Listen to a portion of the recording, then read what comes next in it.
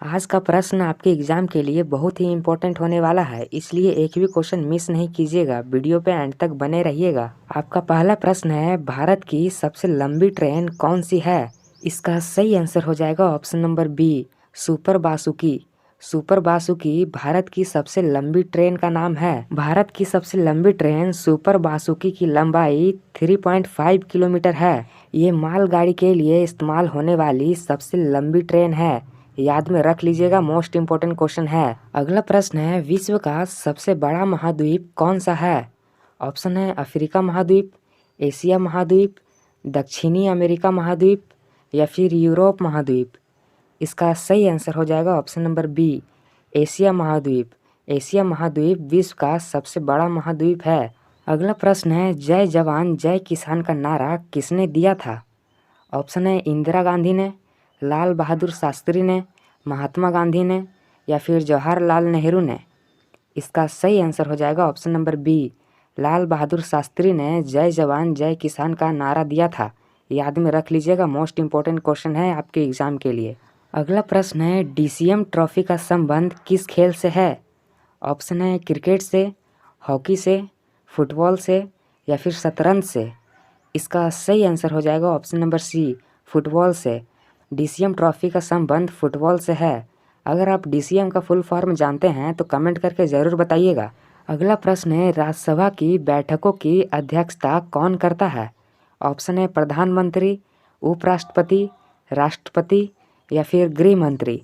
इसका सही आंसर हो जाएगा ऑप्शन नंबर बी, उपराष्ट्रपति। वर्तमान में भारत के उपराष्ट्रपति का नाम क्या है? अगर आप जानते हैं तो कमेंट करके ज़रूर बताइएगा।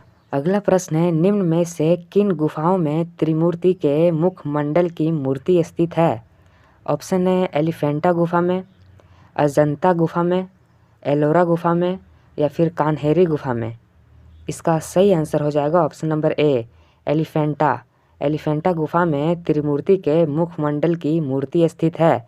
याद में रखिएगा, इंपॉर्टेंट क्वेश्चन हो सकते हैं आपके एग्जाम के लिए। अगला प्रश्न है, भारत के किस राज्य में सबसे अधिक चावल की खेती होती है?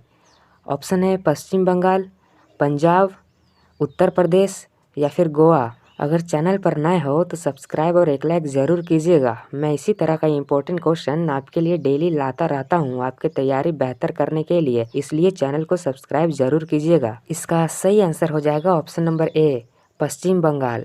पश्चिम बंगाल में चावल की सबसे अधिक उत्पादन किए जाते हैं। अगला प्रश्न है, महाराष्ट्र में सर्वाधिक मात्रा में पाई जाने वाली उपलब्ध मृदा का प्रकार है? ऑप्शन है जलोढ़ मृदा, काली मृदा, लाल मृदा या फिर मरुस्थलीय मृदा। इसका सही आंसर हो जाएगा ऑप्शन नंबर बी, काली मृदा। काली मृदा महाराष्ट्र में सर्वाधिक मात्रा में पाई जाती है। अगला प्रश्न है, क्रिकेट में पिच की लंबाई कितनी होती है? ऑप्शन है 20.20 मीटर, 20.12 मीटर, 25 गज या फिर 20.12 गज। इसका सही आंसर हो जाएगा ऑप्शन नंबर बी, 20.12 मीटर होता है क्रिकेट में पिच की लंबाई। याद में रख लीजिएगा, मोस्ट इम्पोर्टेंट क्वेश्चन है। अगला प्रश्न है, क्रिकेट में बल्ले की अधिकतम अनुमत लंबाई कितनी होती है? ऑप्शन है 33 इंच, 35 इंच, 38 इंच या फिर 30 इंच। इसका सही आंसर हो जाएगा option number C, 38 inch. Cricket में बल्ले की अधिकतम अनुमत लंबाई 38 इंच होनी चाहिए। अगला प्रश्न है, साधारण नमक का वैज्ञानिक नाम क्या है?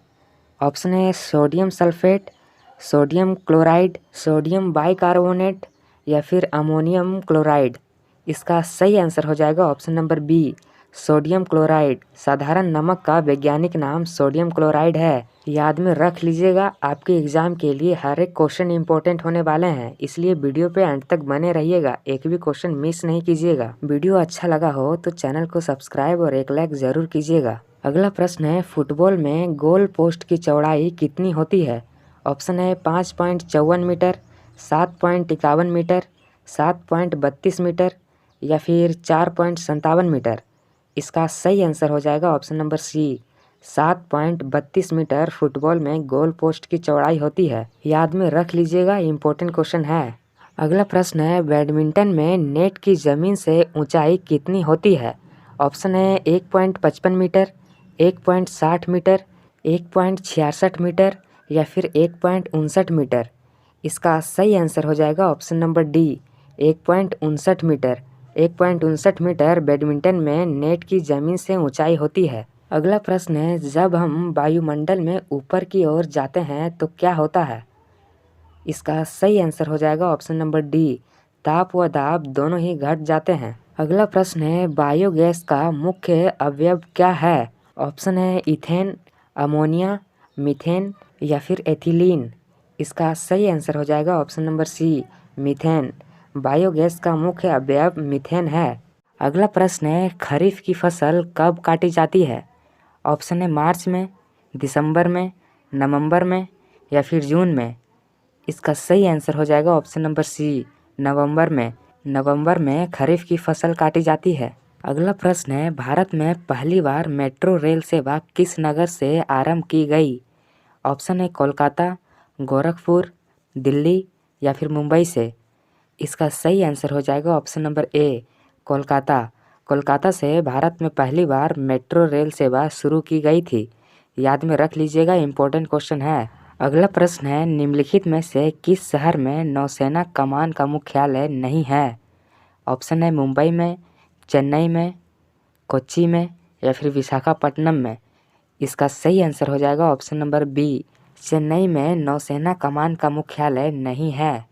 अगला प्रश्न है, भारतीय रेलवे का रेल लाइन की लंबाई की दृष्टि से विश्व में कौन सा स्थान है? ऑप्शन है तीसरा स्थान, छठा स्थान, चौथा स्थान या फिर सातवां स्थान। इसका सही आंसर हो जाएगा ऑप्शन नंबर सी, चौथा स्थान। भारतीय रेलवे का रेल लाइन की लंबाई की दृष्टि से विश्व में चौथा स्थान है। याद में रख लीजिएगा, इम्पोर्टेंट क्वेश्चन है। अगला प्रश्न है, भारत आने के लिए सागरीय मार्ग की खोज किसने की थी? इसका सही आंसर हो जाएगा option number B, Vasco da Gama. Vasco da Gama Bharat आने के लिए सागरीय मार्ग की खोज की थी। मोस्ट इम्पोर्टेंट क्वेश्चन है, इसे याद में ज़रूर रखिएगा, आपके एग्जाम में पूछे जा सकते हैं। अगला प्रश्न है, प्रथम विश्व युद्ध कब लड़ा गया था? ऑप्शन है 1914 से 1918 के बीच, 1913 से 1920 के बीच, 1913 से 1918 के बीच या फिर 1913 से 1919 के बीच। अगर चैनल पर नए हो तो सब्सक्राइब और एक लाइक ज़रूर कीजिएगा। मैं इसी तरह का इम्पोर्टेंट क्वेश्चन आपके लिए डेली लाता रहता हूँ आपके तैयारी बेहतर करने के लिए, इसलिए चैनल को सब्सक्राइब ज़रूर कीजिएगा और अपने दोस्तों के साथ भी शेयर कर दें ताकि उनका तैयारी बेहतर हो। इसका सही आंसर हो जाएगा ऑप्शन नंबर ए, 1914 ईस्वी से 1918 ईस्वी तक प्रथम विश्व युद्ध लड़ा गया था। द्वितीय विश्व युद्ध कब लड़ा गया था? अगर आपको इसका आंसर मालूम है तो कमेंट करके ज़रूर बताइएगा। अगला प्रश्न है, भारत के मुगल साम्राज्य की स्थापना किसने की थी? ऑप्शन है अकबर ने, औरंगजेब ने, बाबर ने या फिर तैमूर ने। इसका सही आंसर हो जाएगा ऑप्शन नंबर सी, बाबर ने। बाबर ने भारत के मुगल साम्राज्य की स्थापना की थी। याद में रख लीजिएगा, आपके एग्जाम में पूछे जाने के बहुत ही ज़्यादा चांसेस हैं। अगला प्रश्न है, आर्य समाज की स्थापना किसने की थी? ऑप्शन है दयानंद सरस्वती ने, स्वामी विवेकानंद ने, राजा राममोहन राय ने या फिर ईश्वर चंद्र विद्यासागर ने। इसका सही आंसर हो जाएगा option number A, Dayanand Saraswati ने। दयानंद सरस्वती ने आर्य समाज की स्थापना की थी। याद में रख लीजिएगा, ये भी इम्पोर्टेंट क्वेश्चन है। अगला प्रश्न है, भारत के महान ज्येष्ठ व्यक्ति के नाम से कौन प्रसिद्ध है? ऑप्शन है सुरेंद्र नाथ बनर्जी, दादा भाई नौरोजी, गोपाल कृष्ण गोखले या फिर लाला लाजपत राय। इसका सही आंसर हो जाएगा ऑप्शन नंबर बी, दादा भाई नौरोजी। दादा भाई नौरोजी महान ज्येष्ठ व्यक्ति के नाम से प्रसिद्ध हैं।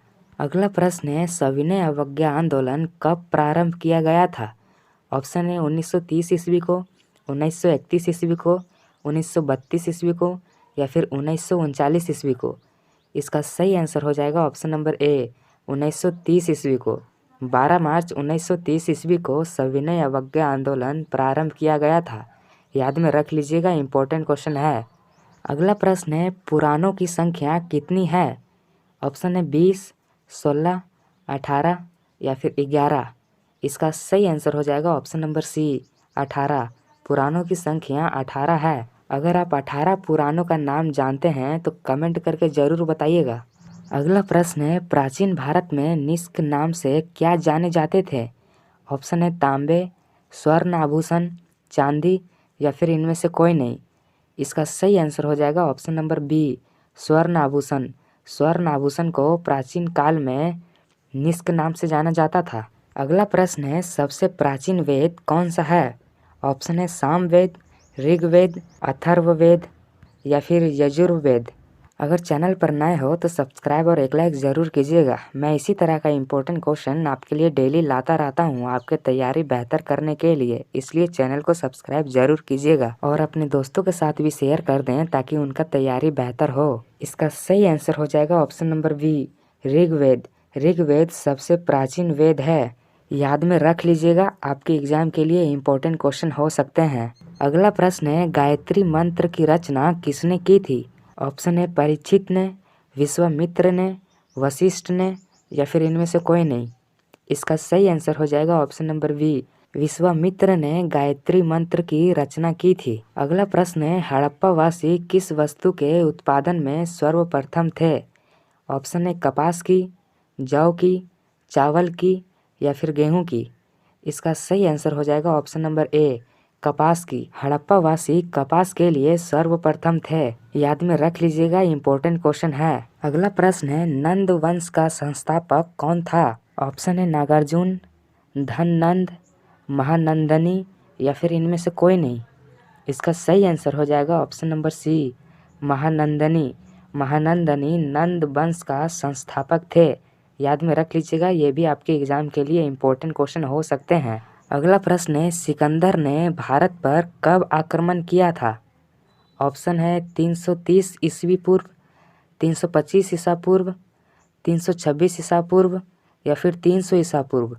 इसका सही आंसर हो जाएगा ऑप्शन नंबर सी, 326 ईसा पूर्व। 326 ईसा पूर्व सिकंदर ने भारत पर आक्रमण किया था। अगला प्रश्न है, नंद वंश का अंतिम सम्राट कौन था? ऑप्शन है महापद्नंद, धननंद या फिर कालाशोक या फिर इनमें से कोई नहीं। इसका सही आंसर हो जाएगा option number B, Dhananand. Dhananand Nand वंश के अंतिम सम्राट थे। अगला प्रश्न है, पोलो में प्रत्येक पक्ष में खिलाड़ियों की संख्या कितनी होती है? ऑप्शन है 3, 2, 4 या फिर 9। इसका सही आंसर हो जाएगा ऑप्शन नंबर सी, 4। पोलो में प्रत्येक पक्ष में 4 खिलाड़ियों की संख्या होती है। अगला प्रश्न है, बेसबॉल में प्रत्येक पक्ष में खिलाड़ियों की संख्या कितनी होती है? ऑप्शन है 7, 9, 11 या फिर 6। इसका सही आंसर हो जाएगा ऑप्शन नंबर बी, 9। बेसबॉल में प्रत्येक पक्ष में खिलाड़ियों की संख्या 9 होती है, याद में रख लीजिएगा, इम्पोर्टेंट क्वेश्चन है। अगला प्रश्न है, वॉलीबॉल की प्रत्येक टीम में खिलाड़ियों की संख्या कितनी होती है? ऑप्शन है 6, 8, 10 या फिर 12। इसका सही आंसर हो जाएगा ऑप्शन नंबर ए, वॉलीबॉल की प्रत्येक टीम में खिलाड़ियों की संख्या 6 होती है। अगला प्रश्न है, बास्केटबॉल के प्रत्येक पक्ष में खिलाड़ियों की संख्या कितनी होती है? ऑप्शन है 9, 10, 4 या फिर 5। इसका सही आंसर हो जाएगा ऑप्शन नंबर डी, 5। बास्केटबॉल के प्रत्येक पक्ष में खिलाड़ियों की संख्या 5 होती है। अगर चैनल पर नए हो तो सब्सक्राइब और एक लाइक ज़रूर कीजिएगा। मैं इसी तरह का इम्पोर्टेंट क्वेश्चन आपके लिए डेली लाता रहता हूँ आपके तैयारी बेहतर करने के लिए। अगला प्रश्न है, निम्नलिखित में से किस खेल की टीम में महिला तथा पुरुष दोनों खिलाड़ी होते हैं?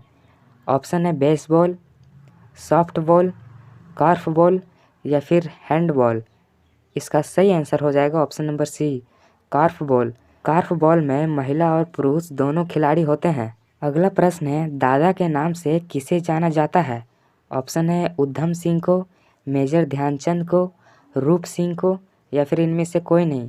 इसका सही आंसर हो जाएगा option number B, major Dhyan Chand को। मेजर ध्यानचंद को दादा के नाम से जाना जाता है। अगला प्रश्न है, किसी अंतर्राष्ट्रीय फुटबॉल मैच की सामान्य समयावधि कितनी होती है? ऑप्शन है 45 मिनट, 60 मिनट, 80 मिनट या फिर 90 मिनट।